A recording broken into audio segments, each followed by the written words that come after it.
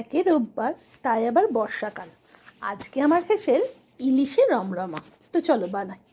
প্রথমে একটা শুকনো মশলা বানিয়ে নিলাম। ধনে আর শুকনো লঙ্কা শুকনো খোলায় ভেজে গুঁড়ো করে রাখলাম। মাছে হলুদ নুন মাখিয়ে রাখলাম। আবার ওদিকে পেঁয়াজ আর রসুন বেটে নিলাম।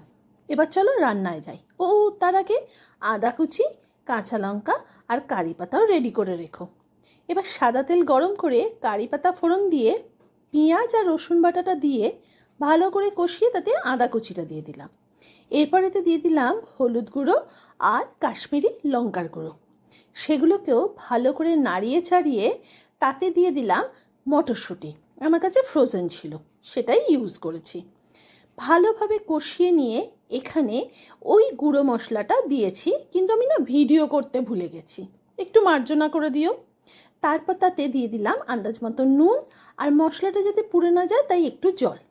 এরপরেতে হলুদ নুন মাখানো মাছগুলো এক এক করে দিয়ে দিলাম। হ্যাঁ, এই রান্নায় মাছ ভাজতে হবে না।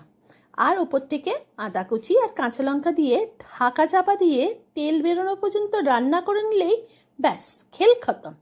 ওপর থেকে একটু কারি পাতা ছড়িয়ে দিলেই ব্যাস, গন্ধও মোমো করবে।